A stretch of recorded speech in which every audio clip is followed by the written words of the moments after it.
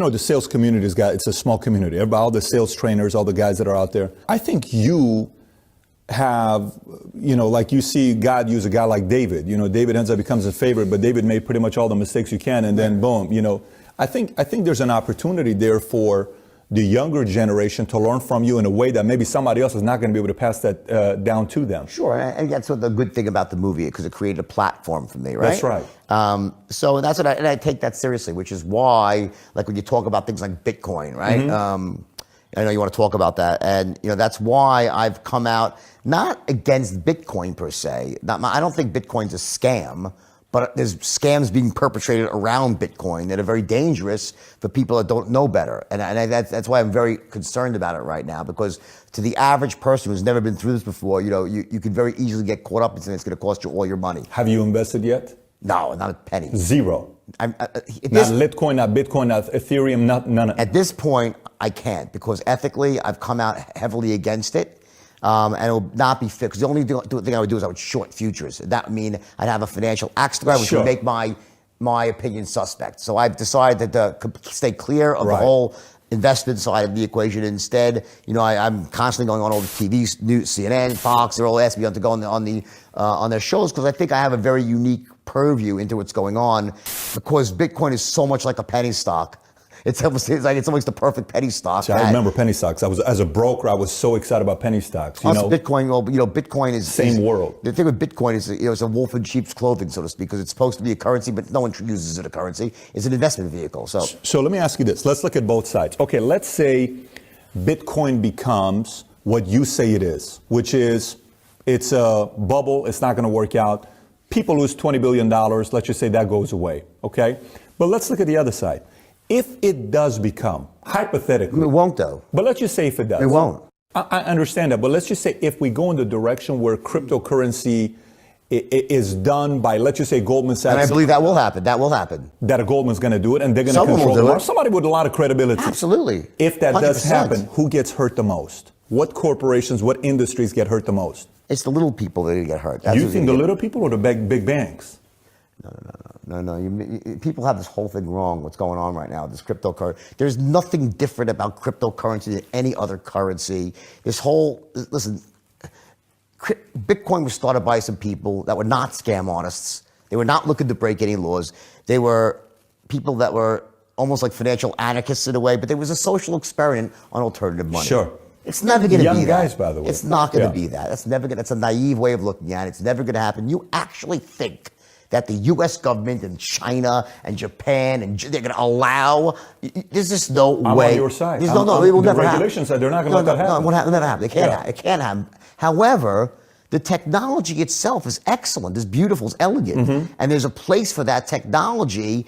For not just cryptocurrency, whether it's futures, anything that tracking investments through a blockchain technology is an elegant technology. It will never, ever be, besides the fact that there's fundamental problems with Bitcoin that will not allow it to ever really be used as a currency in mass. That's not the issue. You're saying that'll never happen as a mass? No, I don't believe so. No. So what do you think is going to be? Think it's going to be credit in cash? You don't think we'll be a cashless society?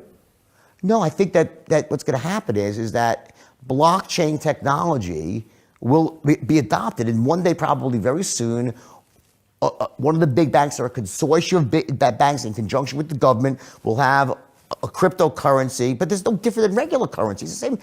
Here's the thing about Bitcoin. As a currency, Bitcoin is no more useful at 20,000 than at $100. Yeah. It still works, whether it's $100 or $2 billion, you could still use Bitcoin as a currency, right? It doesn't, because you could divide it up a million times. So the only reason it's running up is because it's not being used as a currency. It's being used for wild speculation. And what's happening is that there's two sides to every equation when you come to anything that's trading publicly. And that is, there's the market capitalization, which in Bitcoin is, we're saying it's 200 billion some odd dollars, right? But that's irrelevant. All that matters when something is trading is what's called the float. How much is actually out there that's being bought and sold? Almost all of Bitcoin is locked away and is not trading. You have this tiny, so there's $200 billion in market cap. There's probably 2 million or 4, 5, $10 million at the most trading of it. So when you have a very thin market cap like that, it's easy to manipulate it. And what happens is once you buy Bitcoin, it's not so easy to sell it. It's a hassle to sell it. So it keeps getting thinner and thinner, which is why you have these wild swings. And then the latest thing, this latest joke of Bitcoin was this guy. I mean, I just saw something happen, which is here's a guy who's an insider in this Bitcoin thing, or exchange or something, right? And the guy is long, massive amount of Bitcoin, rides up the wave, right? He sells his Bitcoin, and then he announces, after he sells it, he announces, I've sold all my Bitcoin, it's worthless, get out of Bitcoin, and I put everything into Bitcash. And guess what happens? Bitcash then runs up 100. Why do you think Bitcash is running up? This guy's got a lot of power. That's classic manipulating the market. I mean, that happened in 1929 with Joseph Kennedy. This is nothing new. It's classic manipulation. So it's because if this guy did not have a bad intent, you know what he would have done? He would have done that trade and shut up. What was the reason? Why would he say it publicly? I've sold all my Bitcoin, buy Bitcash. All he's looking to do is, it's a classic pump and dump. So my question, I'm sorry, go ahead. Whether or not they can solve some of the technical problems that plague Bitcoin, long transaction times, right? Fees, everything, the whole thing, right? Things, It's not designed correctly for mass use, right? There's too much there's too much damage done to powerful institutions and government. They cannot let it. It will never happen. Well, let's go over there. Okay, let's go over there. So, I parked my car outside. It said coins. I said, I don't have any coins. Who has coins nowadays? So I'm going to get a ticket. I said, it's okay. It's $75. I'll pay the ticket. Well, most meters have these. You can use credit cards. This one didn't have credit. Yeah, it's an old-fashioned. Old-fashioned. Yeah, okay. So no problem. California, I get it. So I come in and I'm thinking in my mind, what portion of the expenditure that you and I use today's coins? Probably 0.1%. Let's just say, if we process it that way. What percentage is cash? I don't think it's that high where it's cash. What percentage is credit? Let's say 80%, 90%. Yeah. Would you say that's around right there? Okay. You think Bitcoin will ever be a 5, 10, 20%? No, it's not. Okay. I think you're completely off. Forget Bitcoin. Bitcoin is never going anywhere, in my opinion. Okay, never. Blockchain technology. It'll be behind the scenes on your credit card. It'll be behind the scenes on your stock transfers. In other words, there's uses for blockchain technology and all these. It's a great technology. And it'll be behind the scenes, tracking things, making things cheaper. But you'll still have all the financial institutions all clipping you anyway. They'll be using it to make their expenses lower, to make things more elegant around the world. But it's not going to change anything. Yeah, so I heard you talk about Bitcoin, and I said, man, I got like 6 or 7 more questions I want to ask this guy. I want you to get deeper. I know listen, I know I'm right, okay? Here's what I know. I promise you this. One day, in the not so distant future, all these young kids, they're going to say, what the hell were we thinking? That Bitcoin is 20,000. There's nothing. It's not. It's almost like a joke. Yeah.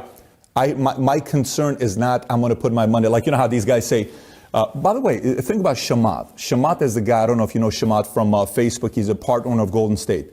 He's saying you put money in Bitcoin today, in the next 20 years, it's probably going to be $1 million. In the next 10 years, it's going to be $100,000. Like, that's what he's saying. Okay. Right. So you got your side. He was never in the penny stock market. Okay. He doesn't know what he's talking about. I'm with you. But you got to realize the market, the best thing about the market is you got two opinions. Even with politics, you got left, you got right, to kind of hear them out and weigh it out. There's a part that says that. There's a part that says it's going to be $2. There's no difference between $2 or $20,000. That's not my argument. My argument is more my concern.